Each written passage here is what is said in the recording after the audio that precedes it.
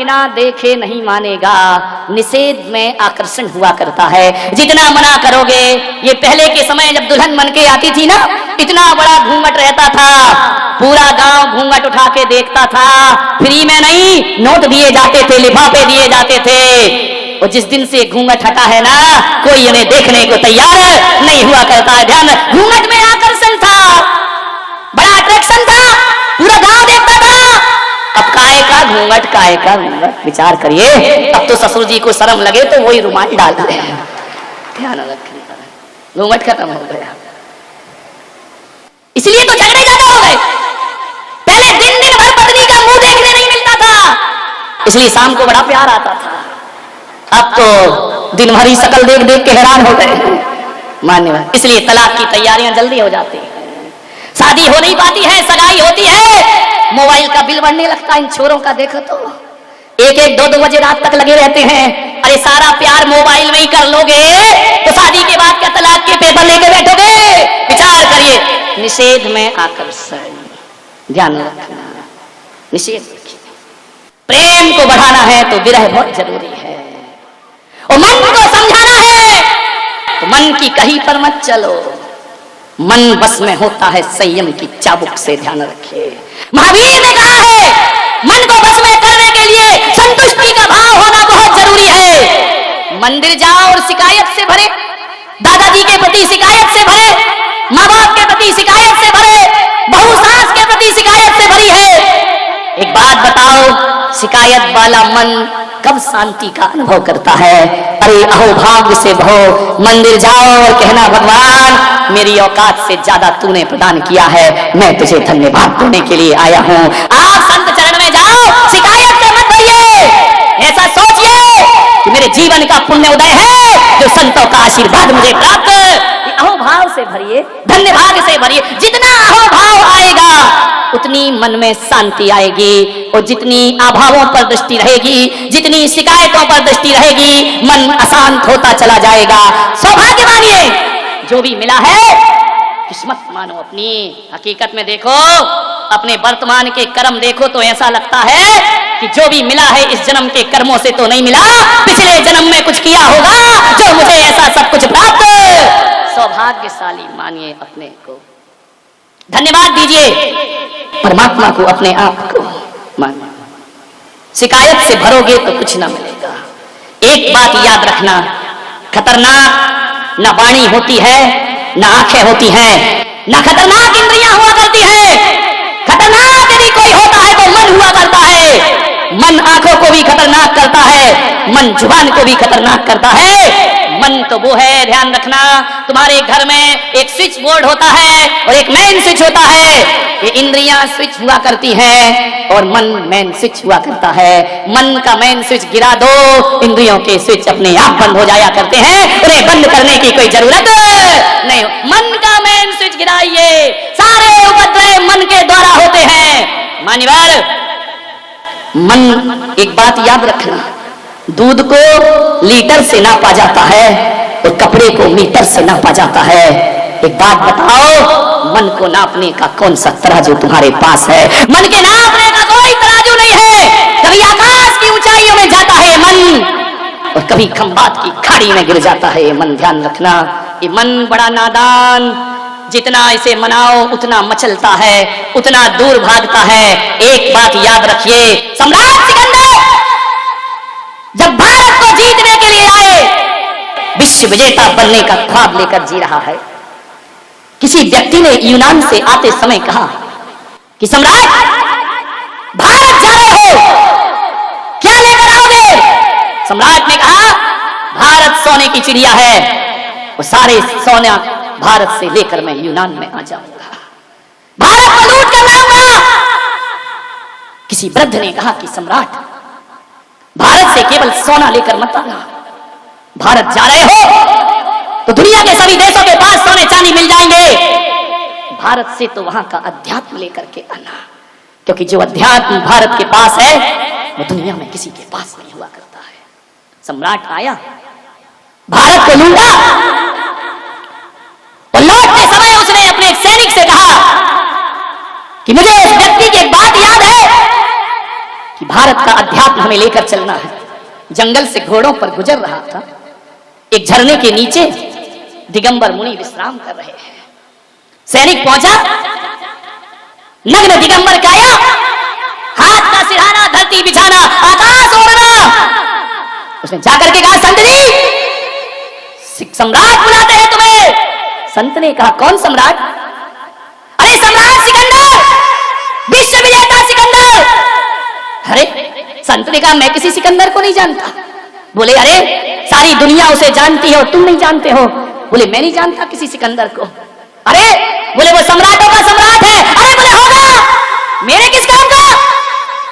अरे बोले, तुम्हें अपनी जिंदगी से प्रेम नहीं है? किस जिंदगी की बात करते हो?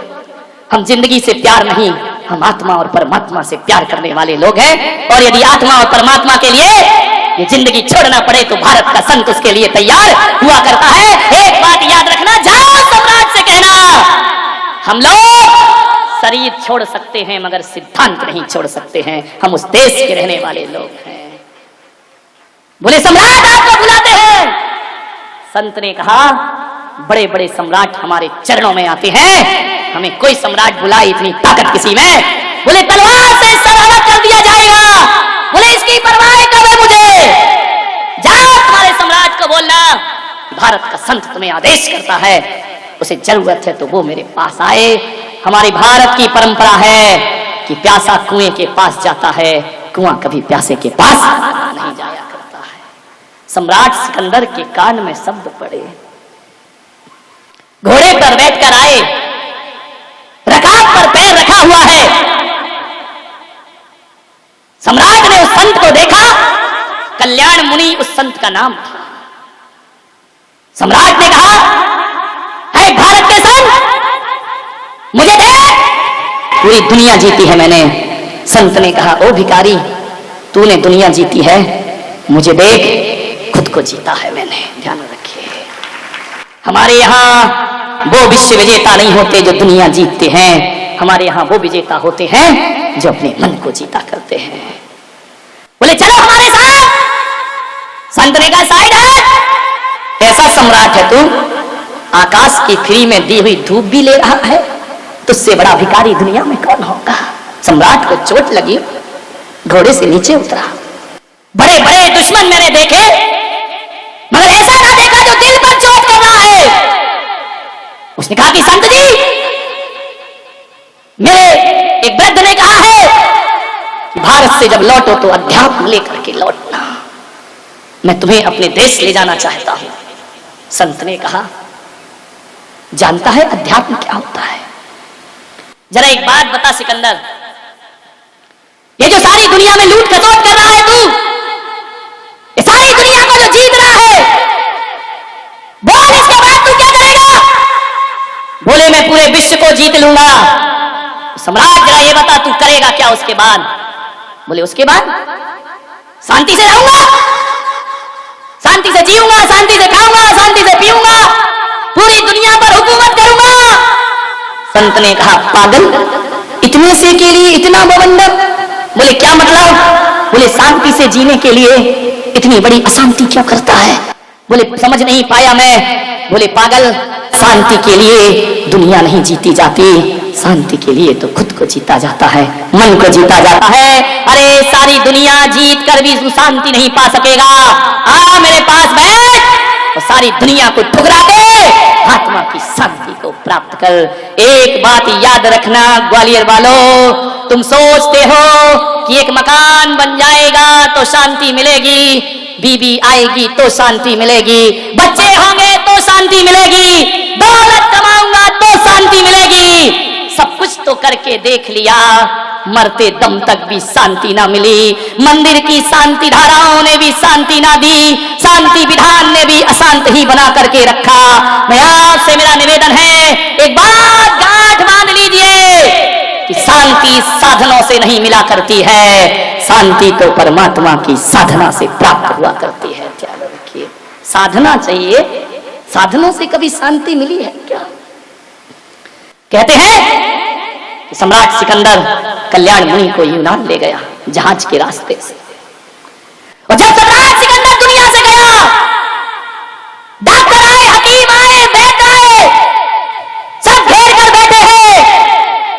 सम्राट सिकंदर से कल्याण मुनि ने कहा कि सिकंदर, अब तुम्हारे जीवन का समय खत्म हो चुका है। संत जी, एक दिन का जीवन दे दो। कल्याण मुनि ने कहा, हम कुछ नहीं कर सकते। इन हकीमों से कहो, हकीम जी, एक दिन का जीवन दे दो मुझे। भीख मांग रहा है विश्व विजेता अपनी जिंदगी की। क्या मिलता है दौलत से, साधनों से? जिंदगी को तरस रही है एक आत्मा। मुझे एक दिन का जीवन दो, मैं तुम्हें आधा राज्य दे दूंगा। हकीम ने सिर झुकाया कि नहीं, हम असमर्थ हैं, हमें क्षमा करें सम्राट। डॉक्टर और वैद्य से कहा, मैं तुम्हें पूरा राज दे दूंगा, तुम मुझे एक दिन का जीवन दे दो।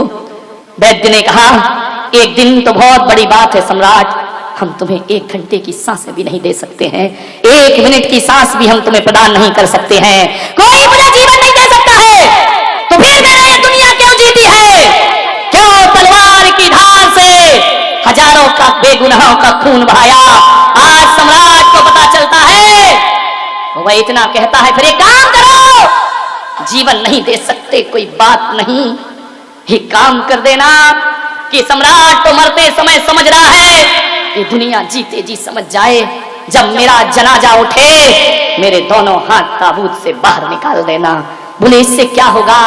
बोले, ताकि ये दुनिया समझ ले, जान ले कि आया था जब सिकंदर हौसले तो वाली थे, और जब गया था दुनिया से दोनों हाथ खाली थे।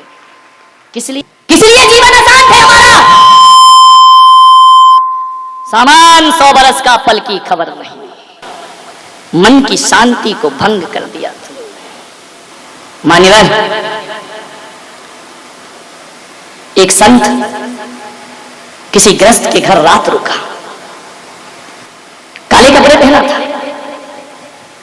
ग्रस्त ने पूछा, मैंने भगवा संत तो देखे हैं, पीतांबर संत देखे हैं, श्वेत वस्त्र वाले संत देखे हैं, निर्वस्त्र संत देखे हैं, तू कैसा काले कपड़े पहन करके घूम रहा है?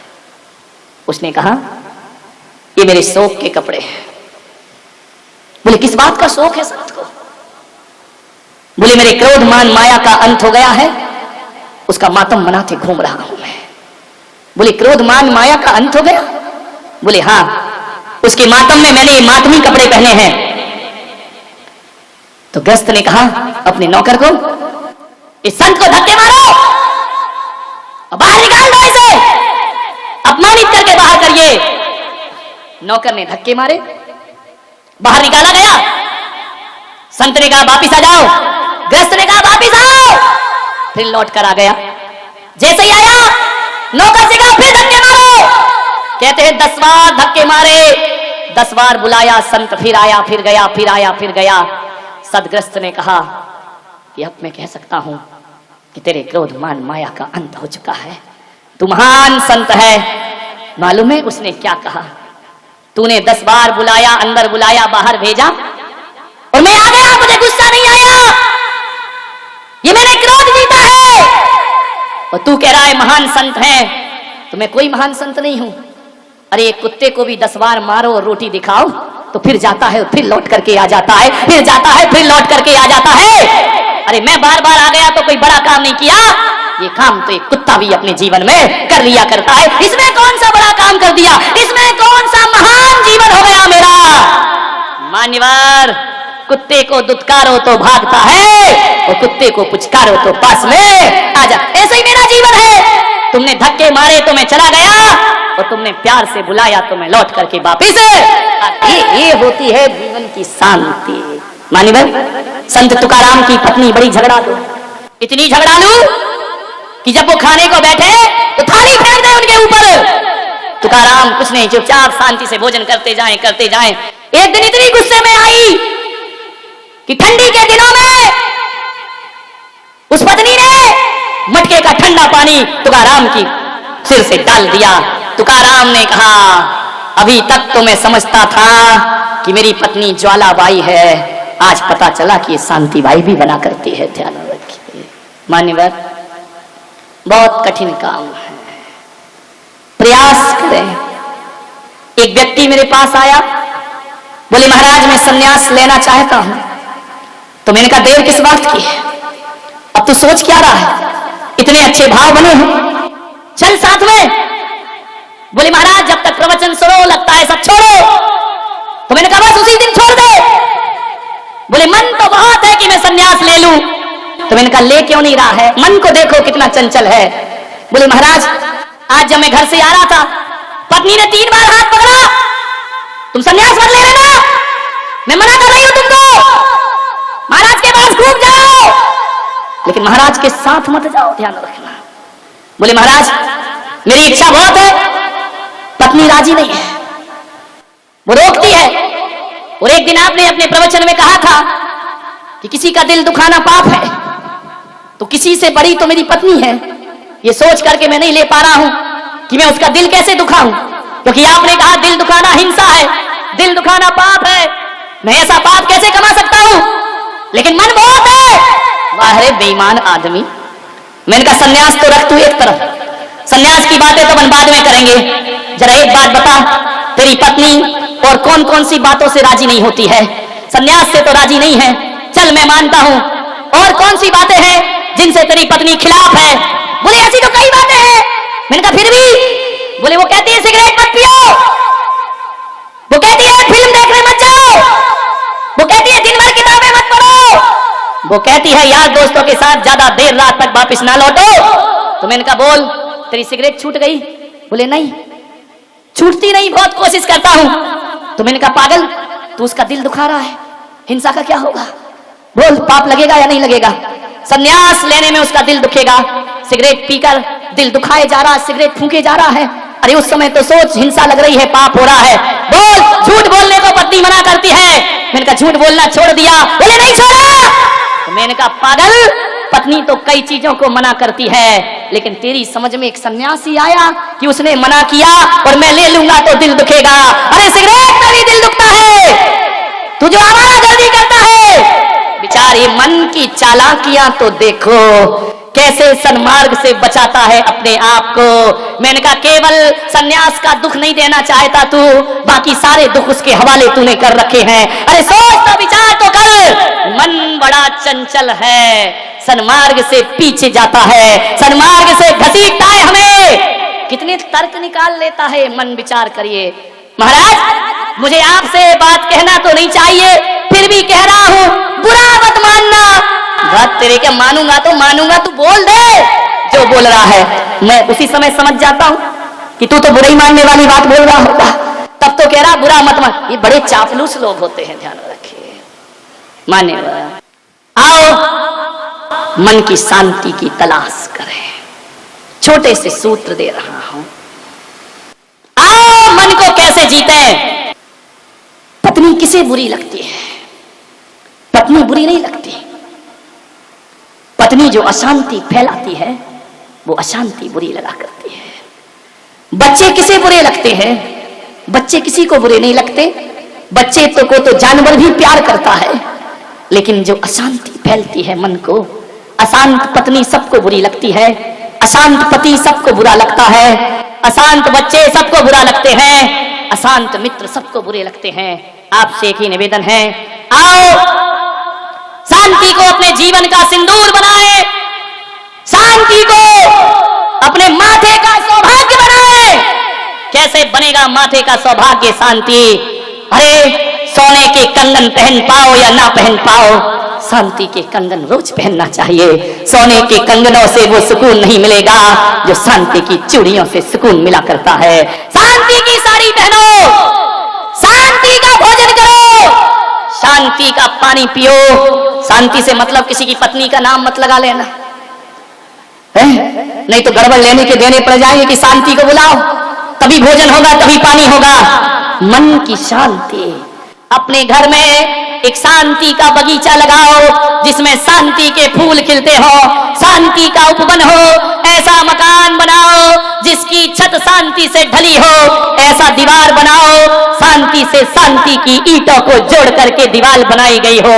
मान्यवर हर जगह शांति, शांति की सीमेंट का अनुभव करो। आंख बंद करके बैठने से शांति नहीं मिलती है, शांति अकेला पानी मत पियो, उसमें शांति की टॉनिक भी पीने का आप प्रयास करिए। अकेला भोजन मत करिए, उसमें शांति के ग्रास भी बनाने का प्रयास करिए। मान्यवरों, हर जगह सुबह से शाम तक जब बोलो तो शांति से बोलो, सोचो तो शांति से सोचो, गाओ तो शांति से गाओ, चलो तो शांति से चलो, बैठो तो शांति से बैठो, सो तो शांति से सो।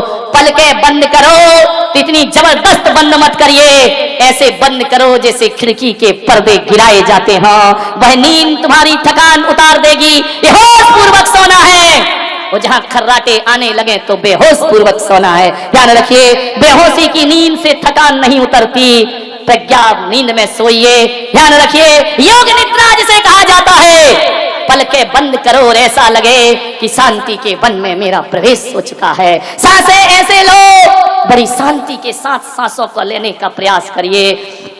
सुबह से शाम तक उठते बैठते तक शांति के लिए कोई शांति मंत्र जपने की जरूरत नहीं।